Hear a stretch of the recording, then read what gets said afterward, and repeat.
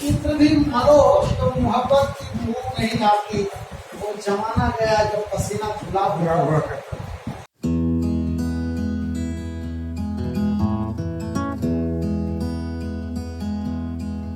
कसक साथ तो होगी जीते हुए लम्हों, कसक साथ तो होगी ख्वाबों में हो चाहे मुलाकात तो होगी। फूलों की तरह दिल में बसाए हुए रखना, फूलों की तरह दिल में बसाए हुए रखना, यादों के चरागों को जलाए हुए रखना। लंबा है सफर, लंबा है सफर, इसमें कई रात तो होगी की कसक साथ तो में हो चाहे मुलाकात वो साथ गुजारी हुई लम्हात की दौलत, वो साथ गुजारी हुई लम्हात की दौलत, जज्बात की दौलत, ख्यालात की दौलत, कुछ पास न हो पास ये सौगात होगी की कसक साथ होगी ख्वाबों में हो चाहे।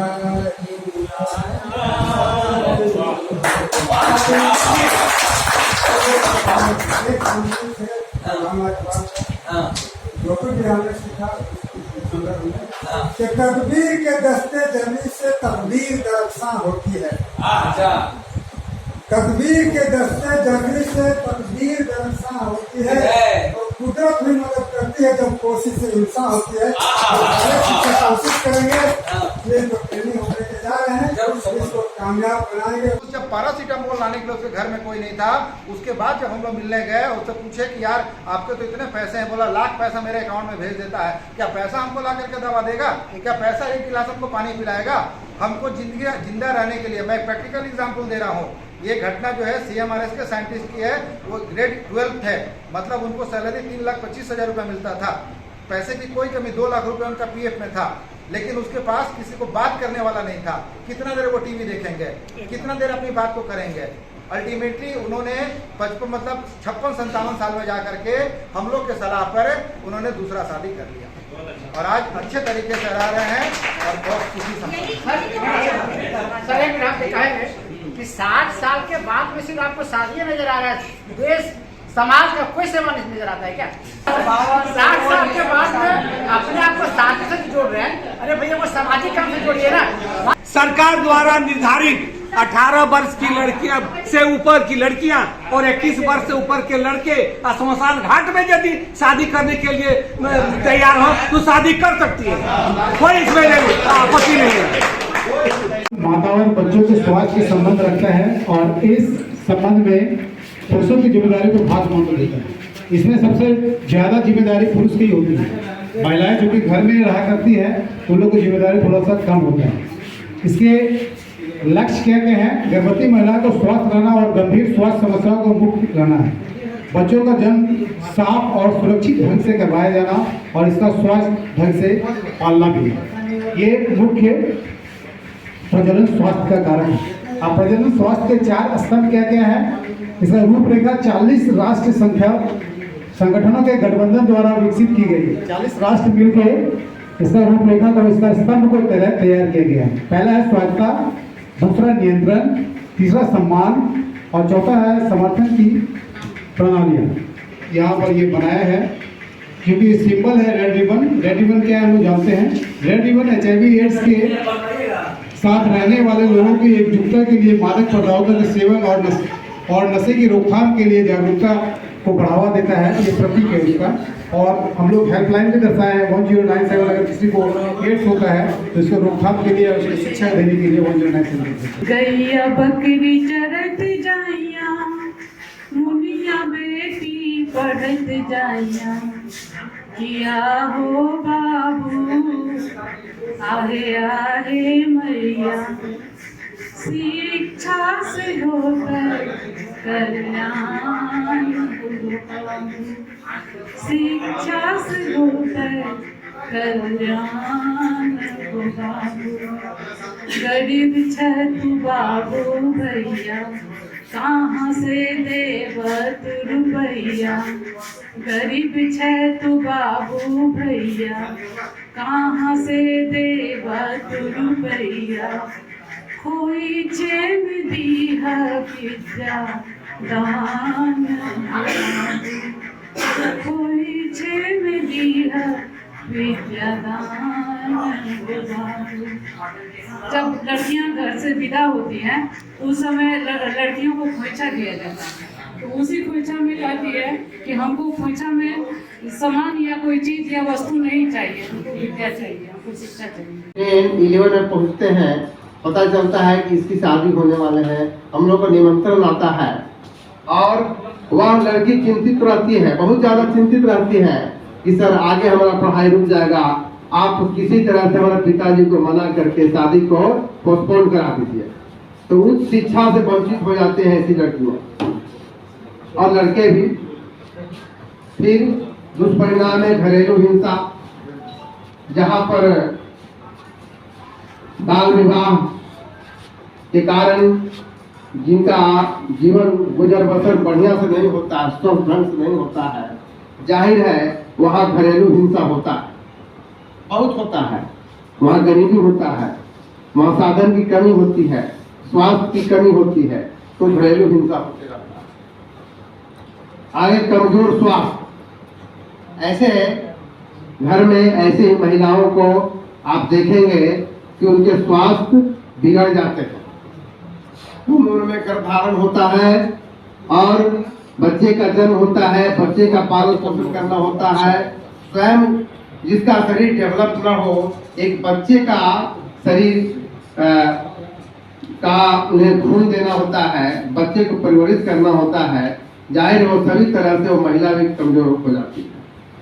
आगे सरकारी सुविधा का न मिलना, आज स्कूलों में बहुत सारा लाडली योजना है,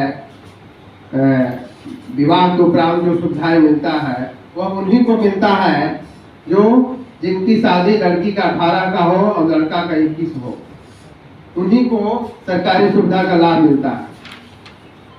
तो निदान क्या है, कारण जान लिए, दुष्परिणाम भी देख लिए, निदान क्या है, जागरूकता का प्रचार प्रसार। बाल विवाह से हमें क्या दुष्परिणाम आ रहे हैं समाज में, परिवार में, देश में, इसकी समुचित प्रचार प्रसार की आवश्यकता है। प्रचार प्रसार से लोग में जागरूकता आता है, वे समझने लगते हैं और स्वयं को रोकते हैं बाल विवाह से।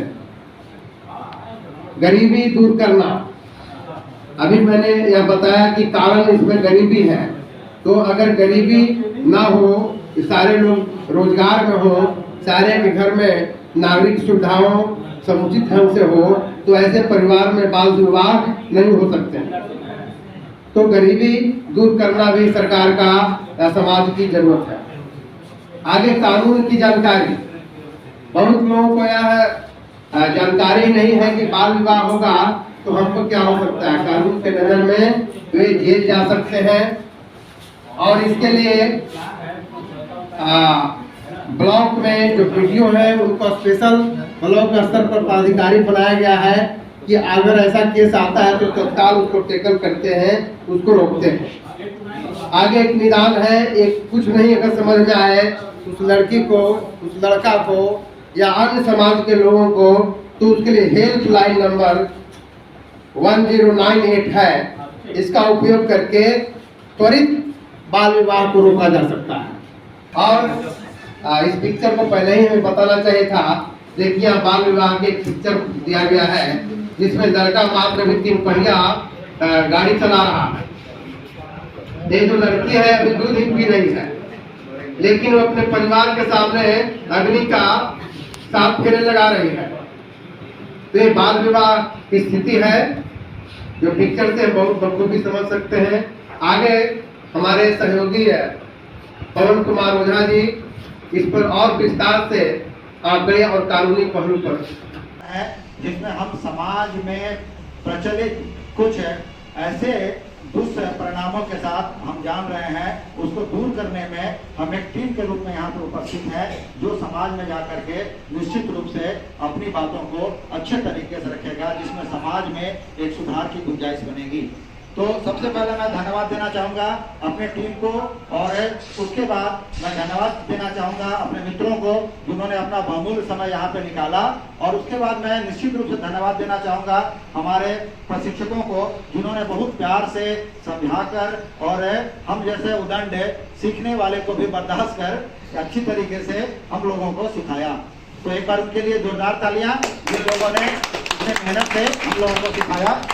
अब मैं आता हूं इसके कुछ कानूनी पहलुओं पर।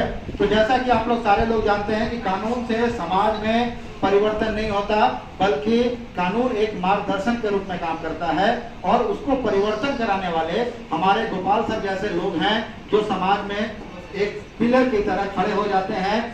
समाज में रूढ़िवादिता के खिलाफ हो या समाज में किसी तरह का कोई भी विसंगति हो, तो गोपाल सर जैसे लोग या अन्य हमारे शिक्षक बंधु के तरफ ये आशा भरी निगाह से देखा जाता है, तो निश्चित रूप से खड़े होंगे और अपनी बात को समाज के सामने रखेंगे, और समाज निश्चित रूप से उनकी बात को सुनेगा। और इसी दृढ़ प्रतिज्ञा, इसी विश्वास के साथ है सरकार भी आज हम शिक्षकों को यहाँ पर बुलाई है, और उन्होंने एक ऐसा दायित्व हम लोगों को दिया है जिसके द्वारा समाज में एक आमूल-चूल परिवर्तन की संभावना दिख रही है। तो मैं ज्यादा बात नहीं करूंगा, मैं थोड़ी सी बात ये करूंगा कि सबसे पहले जब हमारे यहाँ जीवन की औसत आयु बहुत कम थी, उसी समय 1926 में शारदा एक्ट पास हुआ था, जिसमें महिलाओं की उम्र 12 वर्ष कर दी गई थी, क्योंकि उस समय बाल विवाह का कोई नियम कानून नहीं था। उसे बढ़ाकर फिर 16 वर्ष किया गया, और आज हम लोग 18 वर्ष करते हैं।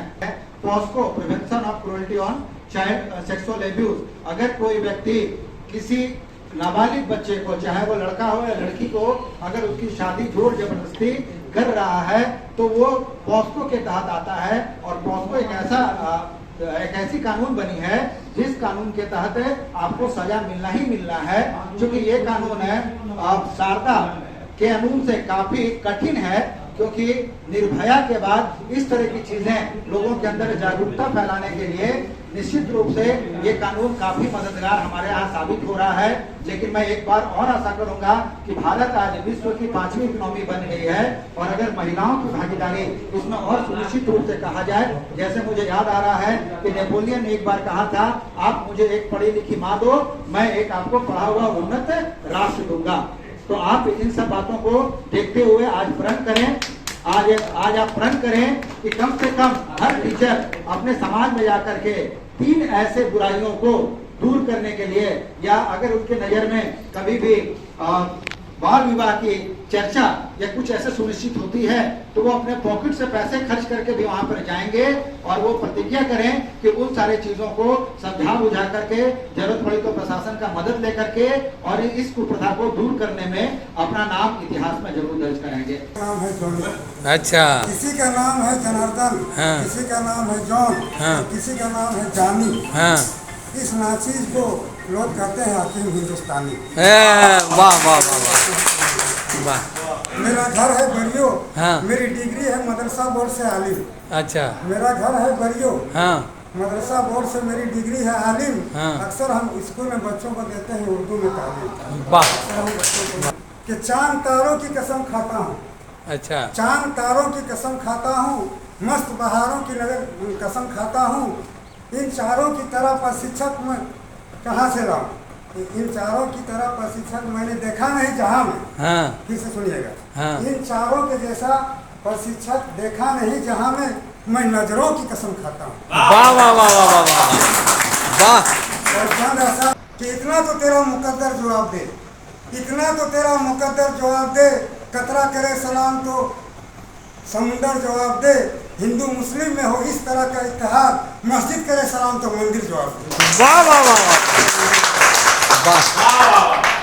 सेवा मेरे हर एक से उल्फत करना, सेवा मेरे हर एक से उल्फत करना, हिंदू से मुसलमान से मोहब्बत करना, जायज है तो बताओ किस मजहब में इंसान को इंसान से नफरत करना।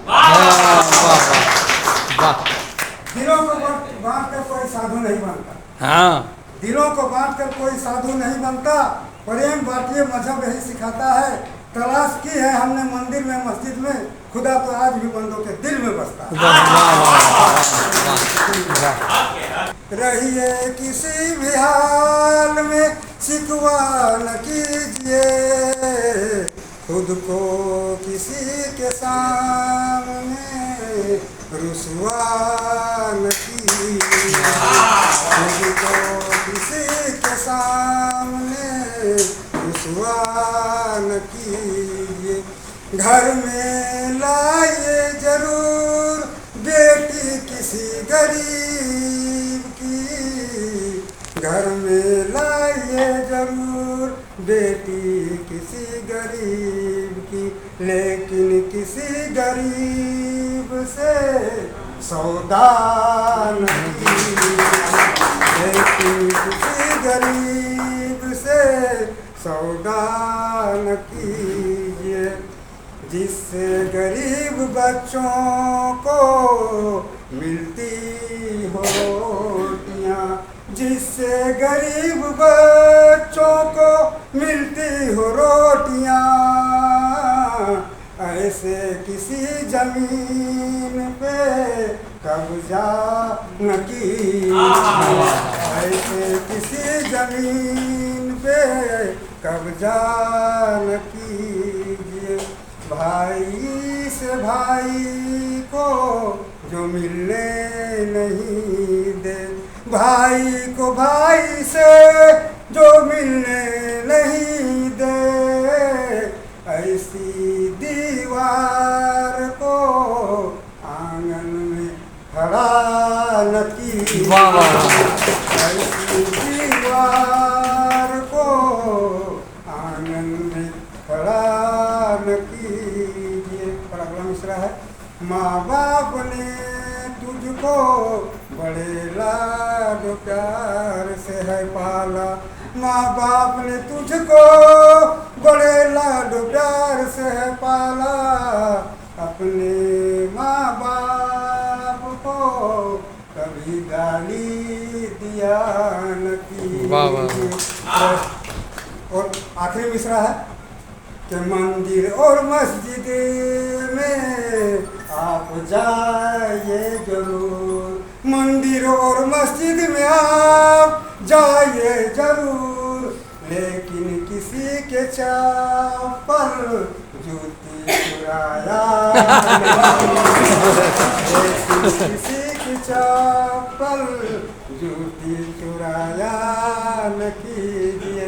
हाथ तो मिलाते हैं लोग मगर दिल मिलाते नहीं, हाथ तो मिलाते हैं लोग लेकिन दिल मिलाते नहीं, ऐसे लोगों से दोस्ती कभी किया न कीजिए।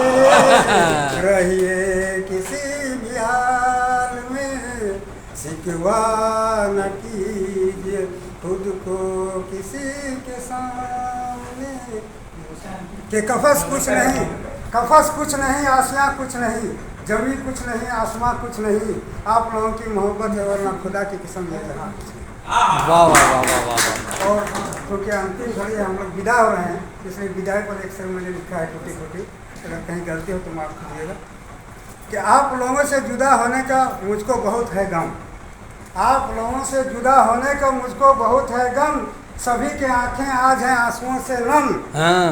आशा के दीप को जलाए रखना दोस्तों, आशा की दीप को जलाए रखना दोस्तों, रब ने चाहा तो कहीं ना कहीं फिर मिलेंगे।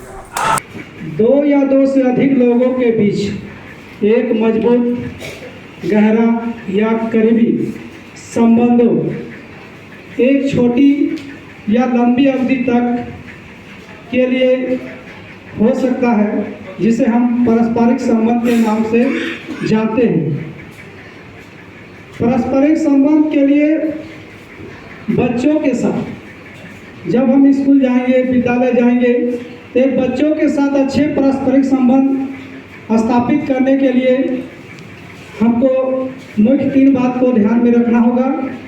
पहली, बच्चों की समस्या को पहले हम देखेंगे और बच्चे की जो समस्या है उसके बारे में बच्चों से पहले सुनेंगे ध्यानपूर्वक, सहजता से। उसके बाद उसके कारण को पूछेंगे। कारण को पूछने के बाद हम उसे सहजतापूर्वक उसका निवारण या सहजतापूर्वक उसके कारण का निवारण हम लोग करेंगे। पोषण संबंधित कुछ ये हैं, और ये पोषण मानव शरीर के लिए, विकास के लिए और बौद्धिक क्षमता के लिए बहुत ही जरूरी है। इसके बिना जीवन ही आगे नहीं बढ़ सकता है और कोई जीवित ही नहीं रह सकता है। पोषण के हैं 5 घटक। पोषण के हैं 5 घटक: कार्बोहाइड्रेट, प्रोटीन, खनिज, लवण, वसा, विटामिन। सभी जीवन की जान है, बसता इसमें प्राण है। बच्चे दूधों पर पलते हैं जो सर्वगुण संपन्न है। कार्बोहाइड्रेट शक्ति के द्योतक, तो प्रोटीन बनाता पुष्ट, खनिज, लवण, वसा, विटामिन हमें रोगों से रखता मुक्त। चावल, दाल, सब्जी, दूध, फल, संतुलित भोजन के बाद पिए जल। सुबह शाम खाएं पिए और रहें हरदम मदमस्त। भोजन करें ताजा हल्का। भोजन करें ताजा हल्का, बासी है रोगों का खान। घर डिब्बा बंद, प्रयोग करें कम, तभी रहेंगे स्फूर्ति हरदम। का भोजन अमृत है तो खुला मक्खी खाता। ढका भोजन अमृत है तो खुला मक्खी खाता, जो सबको दूषित कर हमें रोग ग्रसित करता। मच्छर रोगों का वाहक है तो गंदगी उसका वास है। स्वच्छ रहेंगे, स्वस्थ रहेंगे, जीने की शैली खास है। कर्मों पर हमारी टीम ने जो तैयारी की है वह आपके समक्ष है।